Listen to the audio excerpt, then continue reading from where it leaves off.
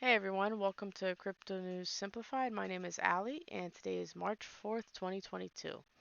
All right, for the first story of the day, there has been a fake Pegaxi mobile app that's been uploaded to the Play Store, the Apple Store. So if you guys see this app, it is not from the official team, it is a scam. So do not upload your private key or your seed phrase or recovery phrase into that.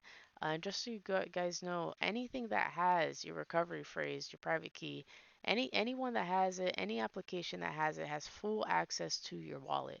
So if you receive an email asking for it, if you receive a phone call, if you receive a text message, do not give it out, okay? Never screenshot it, never take a picture of it, never say it over the phone, all right? This is all for your protection. Anyone that has your recovery phrase has full access to your wallet and all of your coins. So you want to write it down with pen and paper.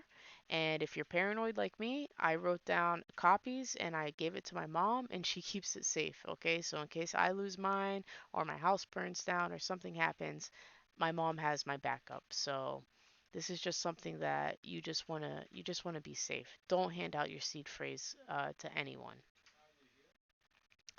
Up next, we have Pegaxi official update. So the Pegaxi game has updated some of the rules concerning their game. They also added their cyber swap, where you can swap between USDT and PGX right off the website. You can go to their official website or go to their Twitter at Pegaxi official to read through the updates to their games. Basically, they just changed some of the cooldowns for all the bloodlines, and they also made some changes to the breeding, whereas if two Pegaxes breed a newborn, then the breeding Pegaxes have a downtime of like 4 days. So just check this out if you play this game and you're interested in it. Again, Pegaxi is a horse racing game on the Polygon network, and you race horses for money. You can buy trade horses, you can rent them out, and you can breed them as well. And now we have Derby Stars. This is another horse racing game. And this is a game coming out on the Luna Terra network. So it seems pretty similar to Pegaxi, but I'm sure the horses will have different, Pegaxi, they have different elements like the wind and electricity and stuff. So I don't know if Derby Stars is going to have elements in their horses. It does seem like it. They have some video play here.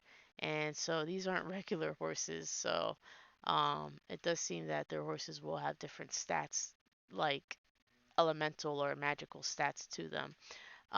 So I think this is the first game on the Terra Luna network. They released their investors, so they have a bunch of investors. As you can see here, Patron, Arrington Capital, GuildFi, Avocado Guild. So, Mechanism Capital. There's a lot of different investors, and I think this, like I said, is the first game on the Terra Luna network. And they did not say when it's coming out, but I'm sure it will be expected sometime this year. Up next, we have Shake Shack, a fast food place, is giving away Bitcoin. You can receive up to 15, well, you can receive 15% of your purchase back in Bitcoin if you use the Cash App digital wallet, specifically if you use the debit card from the Cash App wallet. So I think this is pretty cool that more companies are getting involved with crypto and testing it out. I do not have a Shake Shack around me. I've never even heard of this place, but if you have one, I would definitely go check it out just to get that 15% Bitcoin back, because that might be worth like $1 today and $100,000 10 years from now. So that's pretty cool that they're doing this. And by the way, you only have till the middle of March. They didn't give a specific date, but the promotion will run through the middle of March. So the earlier you do it, the better. Up next, we have Central Bank of Brazil lists 9 partners to assist with CBDCs. So Brazil is looking to come out with a CBDC. A CBDC means central bank digital currency or central bank digital coin.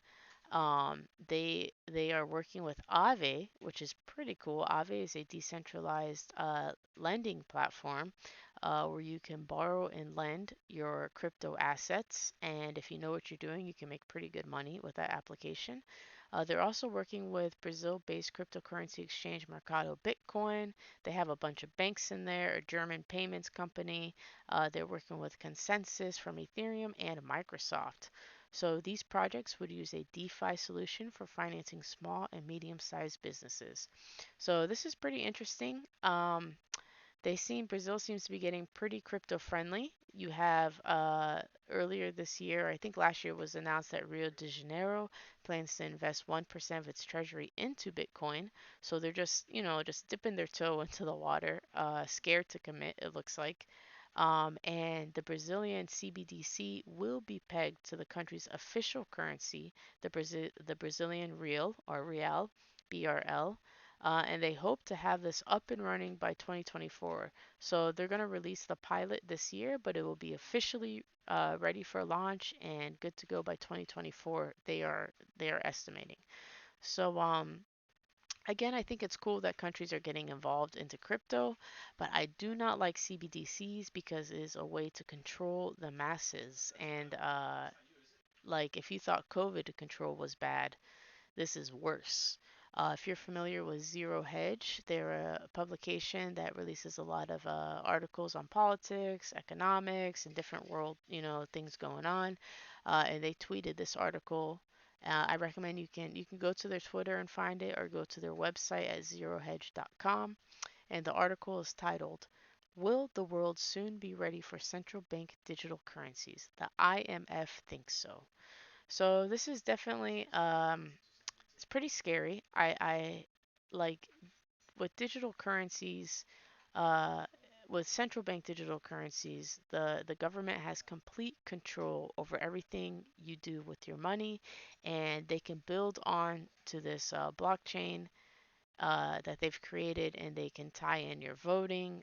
You can vote through it. You can have your house title off of it, your car title, your paycheck, your taxes. Everything can be done through the blockchain.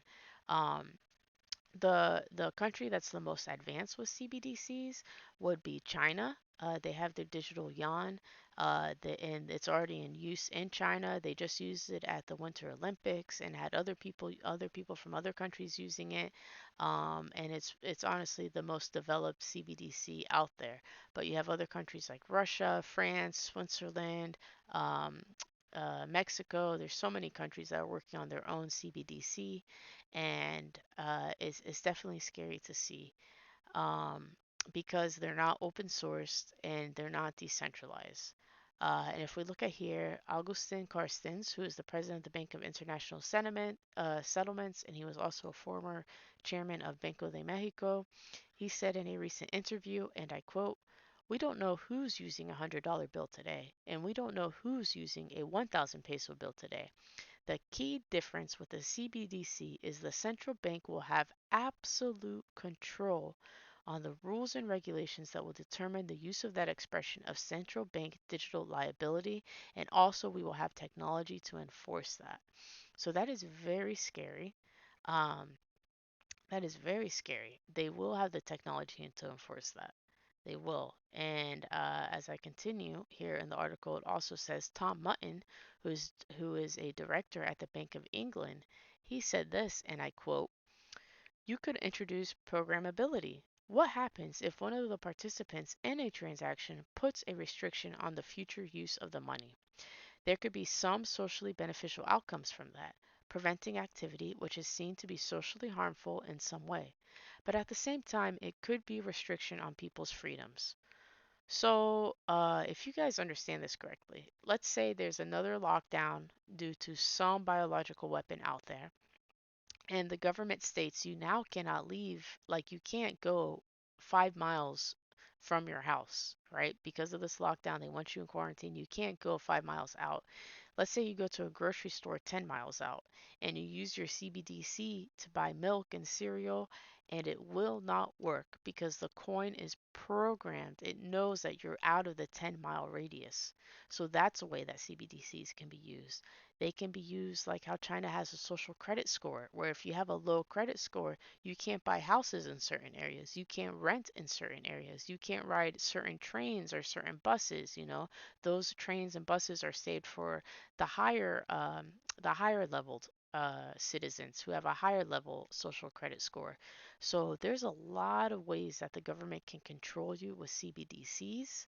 Um, it's pretty insane, and I highly recommend you guys go to Zero Hedge and read this article. It's super long, but it is very good read, and it has a lot of information about what countries are doing and how they're looking to bridge their blockchains together. So again, a CBDC is a digital currency created by a country. Okay, so it's a country putting their currency on the blockchain. And there's so much you can do with the blockchain. So this is something to think about as we enter this one world government, new world order future that we're just headed towards. And I think the answer to this is truly decentralized applications and blockchains and open source.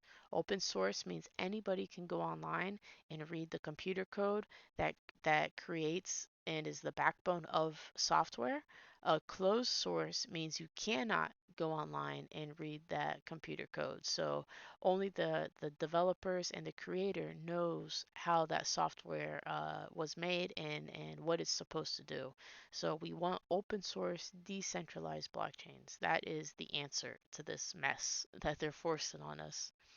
And honestly, I would say that this also goes to show that a lot of the world population, we're just isn't ready for this type of technology. We don't understand the consequences of just accepting CBDC coins so easily. Uh, it's very important that we educate people about it.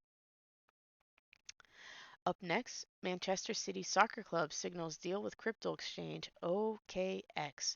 So this is another move by a huge crypto company getting involved into soccer, which is a pretty big deal. Soccer is one of the biggest sports in the world, and we have Polkadot and I think it was Binance that have signed deals with clubs. We have Barcelona, who announced they're creating their own crypto and their own metaverse just yesterday. So it seems for some reason soccer is the sport for crypto. So I think that's pretty cool. That's going to lead to more mass adoption and more people getting involved in crypto and trying to understand it. As soon, I believe everything will be built off of blockchain technology. Up next, Dogecoin wallet for iOS goes live. Meme Coin's co-founder reveals. So Billy Marcus, who is the co-founder of the Dogecoin cryptocurrency, him and some other developers got together and created this non-custodial wallet. And it wasn't created by the Dogecoin Foundation. And basically, it's just a simple, easy to use wallet. I don't have Apple, so I have not seen it or how it works. But according to him, it's just a simple wallet for Apple. And you can transfer your Dogecoin in and out of it. And you can also take your Dogecoin from cryptocurrency exchanges like Robinhood and Coinbase and put it into it. So this is the first innovation that Dogecoin has done in a long time. So it's pretty cool to see them do something besides Elon Musk working for them, tweeting away. Up next, we have the following companies are entering the metaverse. So I saw this and I thought it was pretty cool to share. There are a lot of companies entering the metaverse, whether they're buying land, they're buying land, they're creating their own metaverse, or they're investigating the metaverse, but you have Facebook, Unity Software, Qualcomm, Decentraland, Epic Games, JP Morgan, Snapchat, Microsoft, Samsung, Amazon, Shopify, Adidas, Google, Roblox, Nvidia, Apple, Sony, and Nike. So this is a lot of companies getting involved in the metaverse. If you're confused as to what the metaverse is, it's just a virtual world. There are a ton of them, and there are a ton in the making. If you're familiar with Star Trek, just think of it as a holodeck and a holodeck program. How you can go into a holodeck and choose which program you want to interact with. That's basically what the metaverse is going to be in the future. It's going to be a holo program. Right now, in order you can play off your computer, and a lot of them work with VR headsets and all that. But eventually, through the years, we will have holodecks or the Matrix, whichever comes first. Up next, Michael Jordan's Air NFTs sell out the initial drop. So Michael Jordan released his hair NFTs on the Solana network on their big marketplace, Magic Eden. He released 5,005, so half of the 10,010 total, and they were sold for 2.3 Sol each. So with this NFT, if you're holding this NFT, you will have access to NBA legends, current players, as well as exclusive merchandise. So I don't know if this means you'll get interviews or see special videos from them, but I just want to share this because it's pretty cool that another celebrity is getting involved in NFTs. A lot of celebrities are getting involved in creating their own NFTs and trying to bridge that gap to their fans and give them more of a not inclusive but uh, immersive experience. Um, NFTs are going to be a big deal. They already are a big deal and worth a lot of money. And if you're into NFTs or you want to learn more about NFTs, I recommend you spend a lot of time on Twitter and Discord. But I personally don't like going over NFT news because there's just so many projects out there. But I thought this was pretty cool because it's a big celebrity. Up next, South Korean crypto exchange freezes around 20 Russian accounts. So this crypto exchange GoPax announced it froze and blocked Russian accounts and IP addresses from its platform. So probably these are oligarchs who have been sanctioned by the US and the European Union. So excuse me, I really don't like this. I believe in decentralization and freedom, and I agree with Binance and Kraken, who are saying they will not freeze individual user accounts as long as they are not forced to legally. So I think that's pretty good. I personally don't agree with sanctions or just freezing of money, honestly. All right, excuse me.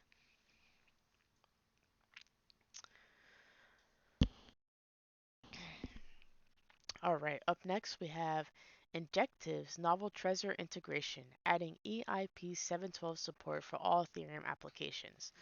So EIP 712 is just a fancy name for a signature signing. So if you use MetaMask and any dApps, you know that whenever you try to do a transaction, whenever you try to purchase something or swap between currencies on a DEX, your MetaMask pops up and the little fox tells you, do you want to confirm this transaction? You are signing the transaction, approving it. Similar to when you use your credit card at the store to buy something, the receipt prints out and you have to sign or you have to sign on the pin pad and your signature has to match up, with your bank signature. That's basically what an EIP 712 is. It's just a fancy programming name for it, or it's a name for the program that that does these transactions. So now Trezor is a popular cold storage wallet. It is allowing users that have it to interact with MetaMask and more Ethereum applications. Excuse me, guys. I've been talking for too long. So this is pretty cool. Ledger has already allowed users to do this, but now if you have a Trezor, you can interact with more applications on the Ethereum network and on the Cosmos network as well. So that's pretty neat. And lastly, guys, DeFilama has added a bunch of new protocols to its tracking list. DeFi Llama is a great website and application to use when you're looking at blockchains and where all the money is locked. So it shows you the TVL, which means total value locked. So how much money is locked on Ethereum, how much money is locked on Solana, how much money is locked on Phantom. And this is money that is locked into the system for liquidating on decentralized exchanges, for money lending, for all types of DeFi protocols. So I recommend when you're doing your research and you're looking for good investments, where should you put your money, to use DeFi Llama as a tool to see where everything's at. So they added a bunch of applications, and you can see it on their Twitter, FloraDAO, Phantasm Finance, Polestal, Code 7 Finance, so Zombie. So they added a bunch, like I guess over 10. So that's pretty cool that they're just growing and expanding and making your life easier when you're looking to invest into something.